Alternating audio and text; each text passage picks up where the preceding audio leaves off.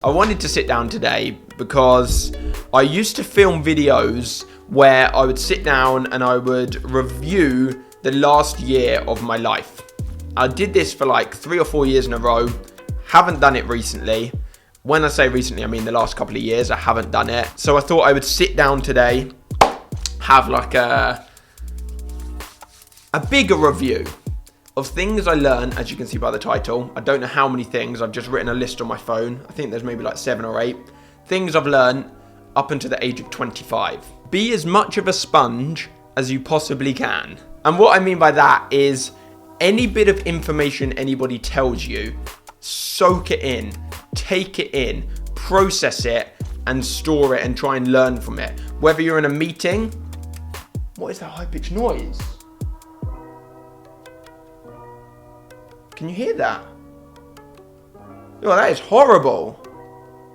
Soak everything in. Learn from everything. Whether that's something that your mum tells you, whether that's something that you're in a meeting, whether that's a video that you watch online. Just try and have every single moment as an opportunity to learn and to grow. A little quote that I heard once was, you've got 2 ears and 1 mouth, and therefore you should listen twice as much as you should speak. Thought that was quite cool. Speak to yourself in the same way you would speak to someone else. So I saw this talk a while ago. I'm not going to go to it in the video, otherwise I'm going to get copyrighted. I'll leave a link down below, by Wentworth Miller. And it's all about how you should address and speak to yourself, in your own head. Some people do speak to themselves out loud.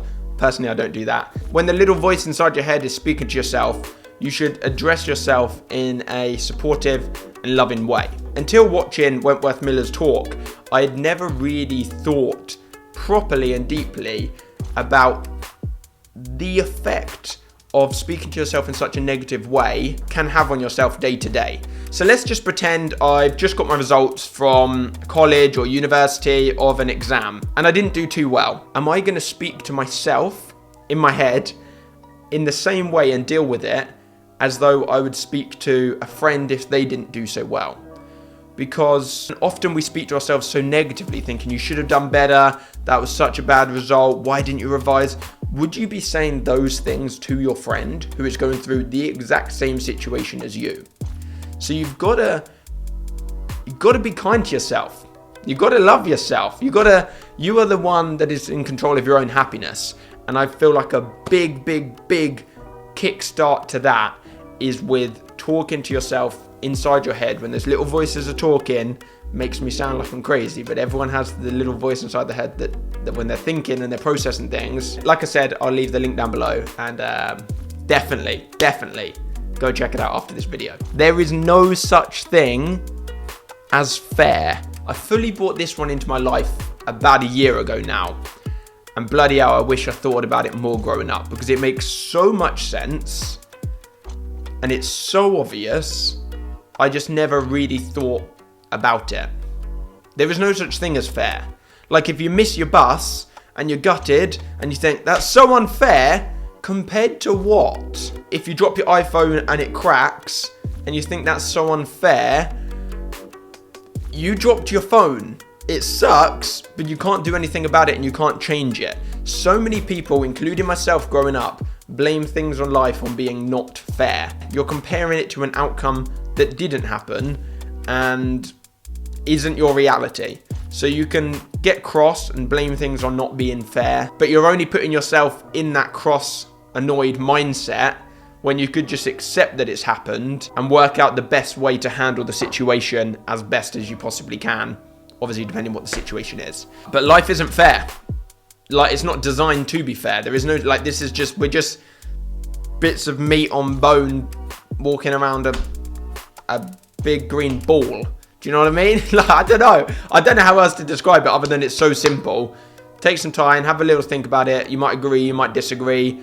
I'm just saying that personally I've learned that it benefits me when I just treat my life as though fair doesn't exist. And when something annoying happens or something disappointing happens that I wish wasn't, like, it's happened, I can't change it, I now need to spend time, instead of getting cross or disappointed or thinking it's unfair, making the situation as good as it can be. You can only be good at a couple of things. I've just seen that my microphone has run out of battery.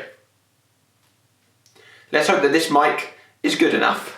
And this is bloody obvious, but I'm just putting it there because it's something that I have understood over the last couple of years more than ever, is that you can't be good at everything. You can be amazing, a master, the best at one thing. You can be bloody good, you can be excellent at a couple of things. You can be good at like a couple of few things, or you can be okay at lots of things. Like when you see somebody that is unreal at something, like if you went to the best footballer in the world, the reason they are the best in the world is because that is their thing. And people like me, I see somebody who is unbelievable at gymnastics or trampolining, and I'm like, oh my gosh, I want to get that good. I'm going to start training. I then just start getting obsessed with learning new trampoline tricks. I then get pretty good, and then I see somebody else doing a Rubik's Cube, and I'm like, oh my gosh, I need to be able to solve a Rubik's Cube really quick, and then I start doing that. What I don't spend the time to think about, well I do now, but I didn't before, was that the reason why the guy is so good or the girl is so good at trampoline is because that's all they do. They don't do a Rubik's Cube at the same time. They don't also go and try and get good at photography. They don't also do video. Do you know what I mean? It's so bloody simple, and you might be sitting there thinking, Alfie, shut up, this is so obvious. But you can only be good at a couple of things. Or you can be okay at everything. So you just need to decide, do you want to be like mediocre at lots of different things, good at a couple of things, really good at very, very few things, or like unbelievable at one? Because the people that I aspire to be like when I start a new hobby, or when I see somebody doing a double backflip on snowboard and I'm like, oh my gosh, I need to learn to backflip. The reason they can do that is because that's their thing. That's they only do one or two things and they're bloody good at them. And then I've got me over here who's was running around trying to do everything and get good at everything. We all only have 24 hours in our day. That's it. We've all got the same amount of time. It's so important to sit back and reevaluate. It's very easy in life to get comfortable doing something and get good at doing something, and therefore just carry on doing it and doing it and doing it and doing it and doing it, and not taking the time, not super regularly, I don't know, every 6 months, every year, to take a step back and reevaluate what you want in your life, what you enjoy in your life, and what you want in the future. And properly taking some time to really have a think and accept that it's okay to change those things. And whatever that is, I'm not just saying your job, I'm saying your friends. Maybe you've got some toxic friends that you don't really like hanging out with, and you just need to take a couple of days offline, off of everything, and think, do these people benefit me? Like, do I actually enjoy hanging out with all of them? Is there one particular person, there's one particular boy, one particular girl that I don't like hanging out with? They're not very nice. Like, maybe I don't really need that person in my life anymore. Maybe me and my partner aren't right for each other anymore. And properly thinking, like, what is it that you want in your life? Taking that time to reflect, reevaluate, plan changes, make them happen. Because it's too easy. Life just goes. You do your work, you go to sleep, you wake up. You do your work, you go to sleep, you wake up. The weekend bloody goes like this, and before you know it, it's a year later. It's important to take that time to sit down and reflect and really, really plan what it is you want. Is there any way it's going to happen? Don't let other people tell you who you are. I literally can't even imagine what it would be like to grow up being 8 years old, 9 years old, 10 years old, 11, 12 with social media. Like, that just wasn't my life. My life was just like playing football in the park, and until I was like 15, 16 and I started YouTube. But again, it wasn't popular like it is now. It wasn't at the level it is now. But with social media comes so many opinionated people. In fact, I saw a good quote on this the other day, and I put it on my Instagram stories. You stop explaining yourself when you realize people only understand from their level of perception. And that's by Jim Carrey. When somebody judges you, you have to remember that they're judging you from their position in their mindset. And they don't know the full story of you and what you're about and who you are. And especially with social media at the moment, the way in which it is, there are so many people, and I can't even imagine being 13, 14 years old in school or in college or whatever with social media the way it is at the moment. I can't imagine that. I feel sorry for you. I'm happy that it wasn't like it is now when I was growing up. So many people are out there judging each other and making assumptions, but they're in their own position. They're in their own reality. They're judging it from their upbringing, from their lifestyle, from their reality. They're not judging it from the position that you're in. And it's really important that when somebody criticizes you, when somebody judges you, when somebody makes an assumption about you, that you remember that that doesn't define who you are. That doesn't mean that you are that person that they're saying you are. From doing what I do and creating these videos, I've had more things said about me online by other creators, by other people that don't like what I do, whatever it is, that just aren't true. I can see how they would assume those things to be true. Like, this is just one example. I had somebody tweet me, and I replied to it actually, which I don't often ever reply to comments like this, but I just thought I would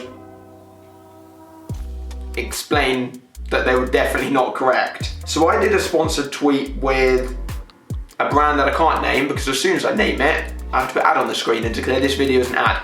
I did a sponsored tweet with a company like 2 days ago. So Farina replied, "Alfie, you're an adult with an online presence. Use your platform to make positive differences for a change. You tweet an ad about blah blah blah. What about World Cancer Day, which was yesterday? Jeez." She then says, "I find it incredibly concerning a man of Alfie's age could be doing a lot more to raise awareness about more pressing matters, just not a jar of chocolate." Which I then replied, "Did you miss my second most recent video on my main YouTube channel about stopping gang culture? Or the campaign I just did, raising thousands of pounds for the Martlets Hospice? Or the fact I give a percentage of my entire revenue, not profit, revenue of every business I own, to charity every single day? I hope that you're saying the same to all creators my age." Now, I'm not hating on this gal. I completely understand. Her thing that she feels incredibly passionate about is cancer awareness. And that's great, and I support that, and I've shot many campaigns supporting different cancer charities. And that's just one example of somebody saying something that just isn't true, saying that I don't support charity enough. I support charity a lot in my life, whether that's public with you guys, or whether that's personal with me, or whether that's donating a ton of money, whatever kind of way it is. I do a lot of charity, and I know that. So that comment there, that can't touch me, because I know that I do my part. Don't let other people, whether it's online, offline, whatever, tell you who you are. You know who you are, and if you're happy with who you are, that's all that matters. They can think what they want. Know your destination. Don't just wander around with no goal. Again, this one is so obvious, but I'm definitely putting it in here because it is so important to have aims, to have goals, to have things to strive for, rather than just walking aimlessly, hoping that you're going to get to a point where you're content, but you don't know what that point is, and therefore it's incredibly hard to get to. Set yourself goals, set yourself challenges, set yourself time frames. Therefore, you know from how clear the goals are, how close you are to achieving them, rather than just going and going and going, never ever celebrating your accomplishments along the way, and not knowing if you've actually got to where you really wanted to go. Because time goes on, life changes, and the things that you originally wanted, you might have far exceeded, because it's been such a long period of time, 12 months just say, that you don't realize that you've accomplished what you really, really wanted 12 months ago. And therefore you're not even taking the time to celebrate the things that you've achieved, because you're not even aware that you've achieved them, because you didn't ever set the goal to achieve. Set yourself goals. Don't just wander aimlessly. Make it very, very clear to yourself where you want to be, when you want to be, and therefore you can get it. The last one, enjoy everything, try everything, do everything. There is so much to do in life. Elon Musk is bloody going to space. Like, there is so much crazy stuff, so many unbelievably obscure, strange jobs that you wouldn't even think of, you wouldn't even have heard of, that are possible. Don't just stick to the norm. Try everything as much as you possibly can. Try and get 5 different jobs over the next year. You might not like any of them, therefore you try something else. You might love one of them, but without trying it, you didn't know that you would have loved it. There is so much to enjoy. You never know what is going to happen tomorrow. Don't let yourself get in a mindset where you've boxed yourself in. There's so much to do, so many amazing places to go to, so much amazing stuff to see, so many amazing things to try. Okay, I think that's, it's everything on my list. That's some of the bigger picture things that I've learned living over the last 25 years. I hope if one of them, two of them, three of them, all of them, some of them, a little bit of one of them resonates with you in some way at all. Think about it, take it in, take some time to think. Comment down below if there's anything that you've learned in your life that you think would be beneficial for me to read in the comments, or anybody else watching this video to read in the comments. I would really appreciate that. I'm sure everyone else would really appreciate that as well. We can just create a cool section in the comments where everyone's commented things that's useful and other people can learn. Yeah, give the video a thumbs up if you enjoyed it. You know what to do. Subscribe if you're not already, and I'll see you. I'll see you soon. Bloody hell, I'm so annoyed that my mic stopped working. Ran out of battery. I hope the audio's manageable.